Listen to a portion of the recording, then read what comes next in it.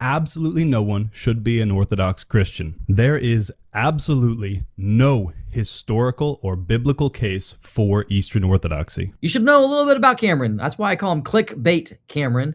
And that's because every video he does isn't just normal clickbait, it's clickbait times 100. I'm about to show you is going to devastate every single Orthodox objection. Cameron wants us to read church history like we're 10-year-olds. As a Catholic apologist, my job is very easy. I simply have to read the fathers and then report what they said. Apologists out there who are smarter than me, who've read more of the fathers than me, who have all the languages memorized, who know what this is in the original Greek and in the Latin.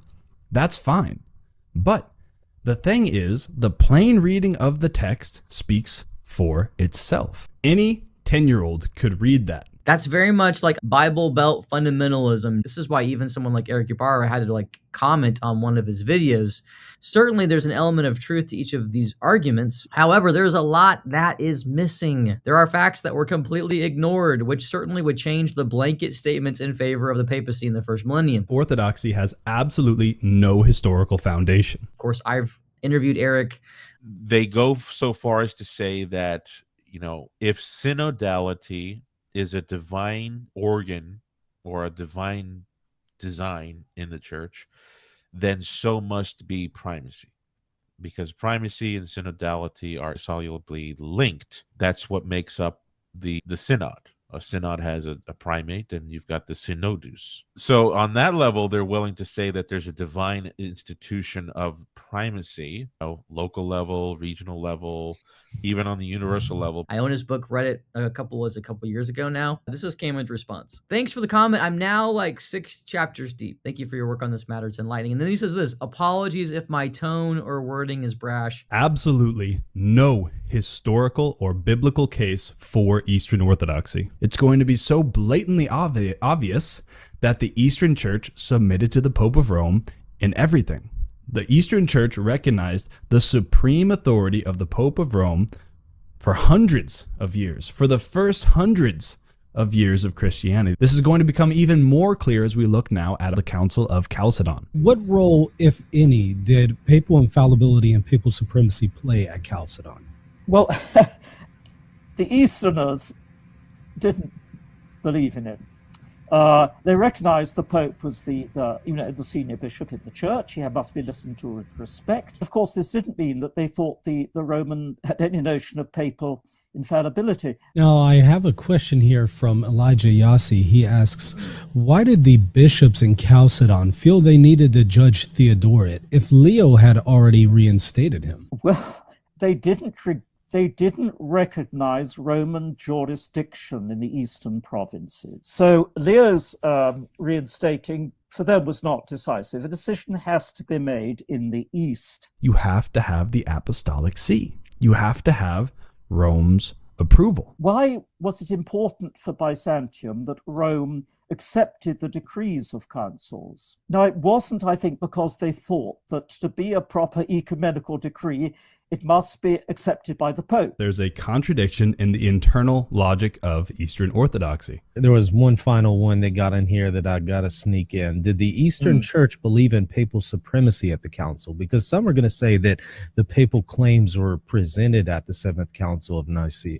The Seventh Ecumenical Council. No one disputed that the Pope is the first in honor of all the bishops. But what was not accepted in Constantinople was that he had any authority over them. He could not dictate to them. But first in honor, absolutely, that was absolutely not disputed. When we talk about the senior bishop, that's when we're getting into the language of patriarchs.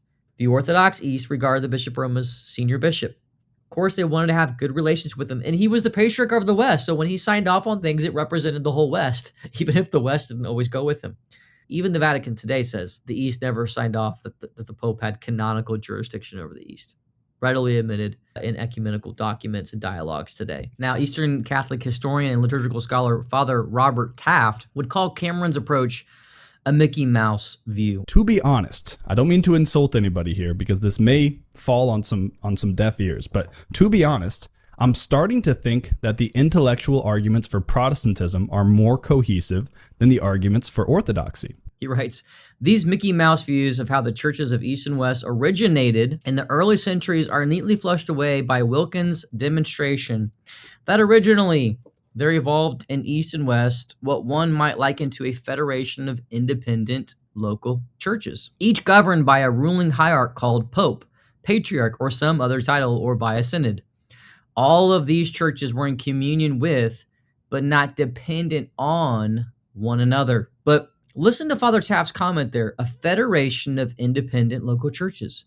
That description is much closer to orthodoxy. Absolutely no one should be an Orthodox Christian. When in history did Christ become a liar? Christ promised, on this rock I will build my church, and the gates of hell shall not prevail against it. And that's because he only concentrates Matthew 16 on the papacy. It's probably because that's the only way he's ever read it. But when you read church history, you realize Matthew 16 is applied in all sorts of different ways. Right now, I'm going to give you one example. This is not part of the Orthodox communion, but I'm giving you an example where when this church, the Church of the East, I think, Iraq, Iran, all the way to India, these Christians were not under the Roman Empire. So it's interesting to think about how they thought of themselves and how they organized themselves. This church, around 315 AD, of course, had bishops. They had a connection to St. Peter, and they were founded by the apostles. They have a recording of the bishops that started the church out of Babylon.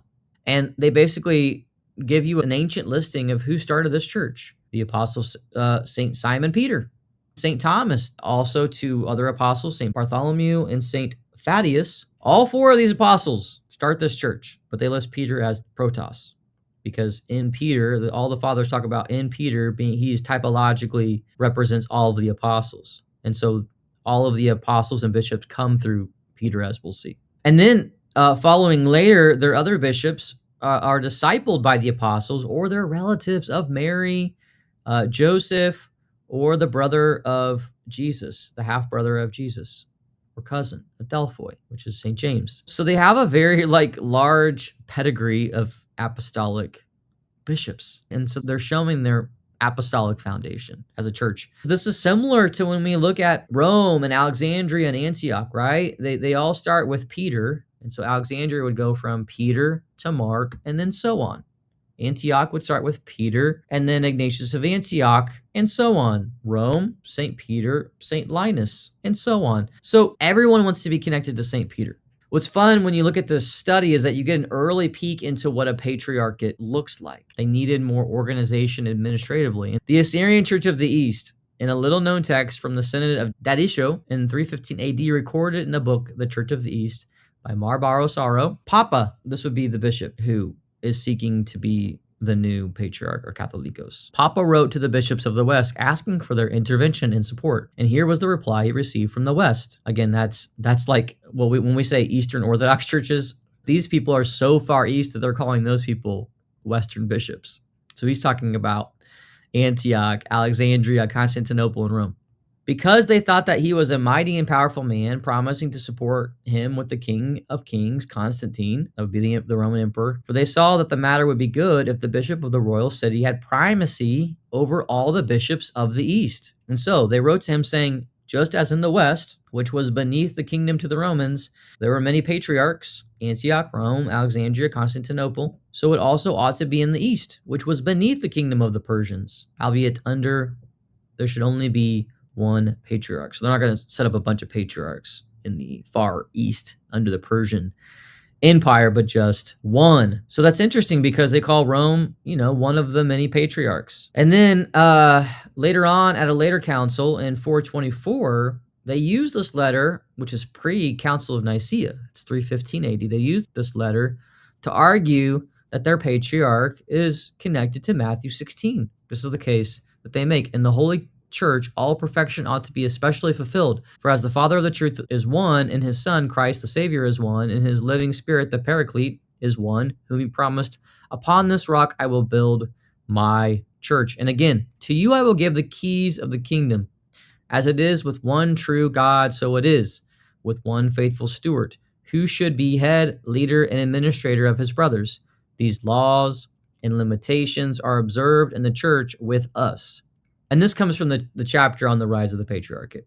So they're connecting, interestingly, their patriarch, their new patriarchate, which resembles what's happening in the Roman Empire, with Peter and Matthew 16. So this is an example that patriarchs are developing at this time, and they're developing based upon Matthew 16. It's happening in Rome, it's happening in Alexandria, it's happening in Antioch, and then it goes on. There should be councils each year for the resolution of difficulties which arise among us, hereafter in the region of the east to Persia, at the patriarchal see, which is established at the city of Seleucia. The bishops are also not allowed to act against their head and chief.